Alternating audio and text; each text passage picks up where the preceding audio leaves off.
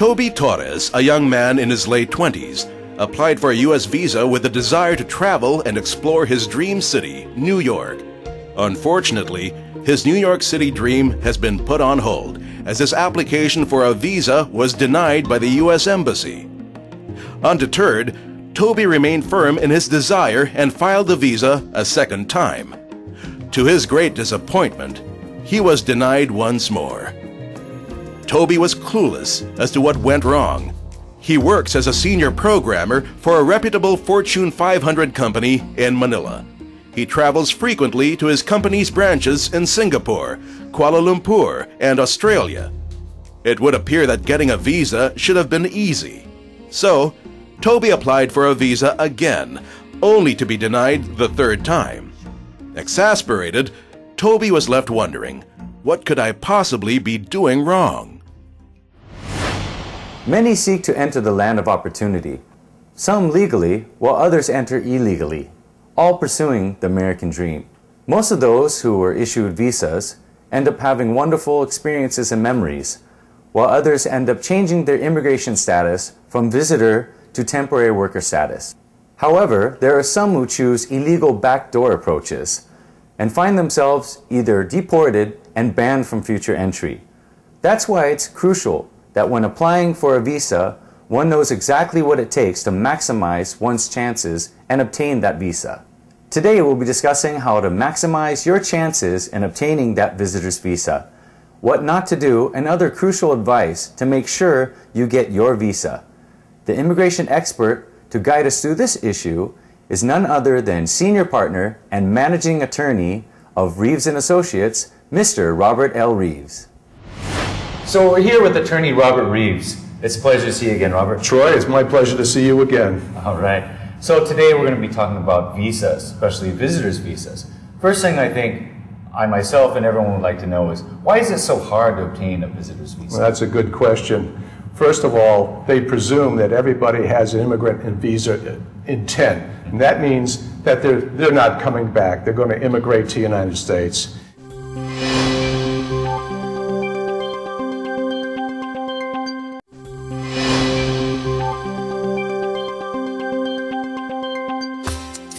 Attorney Reeves is board certified in immigration law by the California State Bar.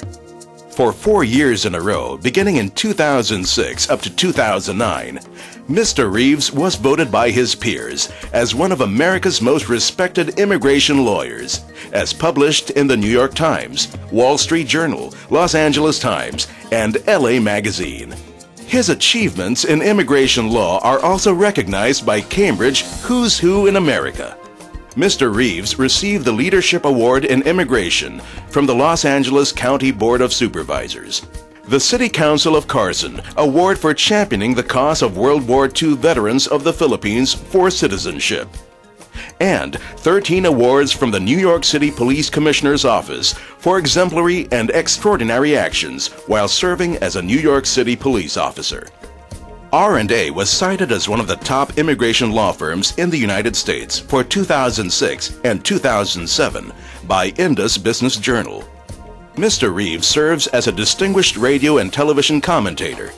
He also lectured on various immigration-related topics, including immigrants' rights and federal court proceedings involving the USCIS. Attorney Reeves graduated with honors, cum laude, from the City University of New York in 1975 and obtained his law degree in December 1979 from Pepperdine University School of Law and has been practicing immigration law since graduation. Robert Reeves, prior to founding the law office of Reeves & Associates, served 3 years in the United States Army and 10 years in the New York City Police Department. He is a member of the American Immigration Lawyers Association, Federal Bar Association, the Los Angeles County Bar Association, Immigration Section, San Francisco Bar Association, and the Pasadena Bar.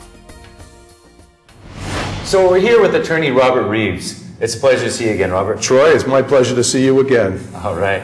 So today we're going to be talking about visas, especially visitors' visas. First thing I think I myself and everyone would like to know is, why is it so hard to obtain a visitor's visa? Well, that's a good question. First of all, they presume that everybody has an immigrant and visa intent. And that means that they're not coming back. They're going to immigrate to the United States.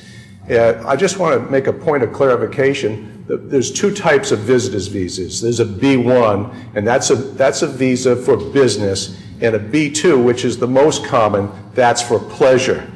Now, there's a law that presumes that everybody's going there to stay there, and they have to prove, the applicant has to prove that they're going to return. So the burden of proof is on them. Every day you see at the embassy hundreds lined up, around the world, that is, and they're not all going to get a visa. And how it's determined is how many people don't come back.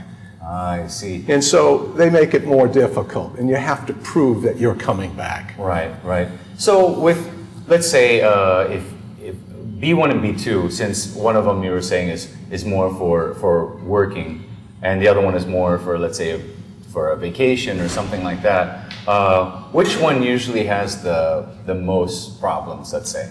The B2, the visitor's visa, has the most problems. Most people who are going to get a business visa, they have a letter from an employer, their employer, why they're going there, or some specific training they're going to receive. However, when they get a visa for business, it's usually very limited in duration, just long enough to take care of that business. So if that's a week or 2 weeks, that's all they get. But a visa for pleasure, they get a full 6 months. Ah, I see. So depending on, let's say, how long that let's say your contract or something, if you're going there for work or for something like that, it is limited then. Well, you can't go there for work if you're going on a visitor's visa. Right. And if you're going on a business visa, a B1, you can't get paid. You're not allowed to work in the United States, but you can work for your overseas employer, providing you receive the money from the overseas employer. Oh, okay. So with the B1 and B2, what kind of documents should you bring or do you need to have when you're going to apply? Well, documents are a two-edged sword. If you bring too many, it looks like it's phony. But they don't believe in documents. They believe that you can buy anything out in the street or in the park here. Well, that's true. But I do recommend certain documents. Bring them anyways, even if they don't believe them. Right. Certain documents are tax returns, marriage certificate, children's birth certificates, deeds to property, bank letter, an employment letter showing that you have a position, how much salary you receive, and accrued vacation. The most important thing to convince that officer is that you actually have the money to pay for your way and that you're not getting paid by someone else. They don't believe that you come in with a plane ticket for 2 weeks. That you're going to return because you got that plane ticket. The plane ticket can be canceled. So I don't recommend anybody even go in with a plane ticket. Go in with your basic documents, the ones I outlined, and have them there available. Okay.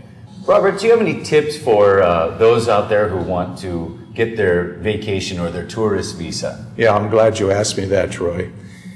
First of all, that officer is sitting in that booth. And you're making a mental impression upon them before the applicant even speaks. So I recommend they're well groomed. They wear casual attire. They hold themselves straight. They hold their head up. They don't look down. They have eye contact with the officer.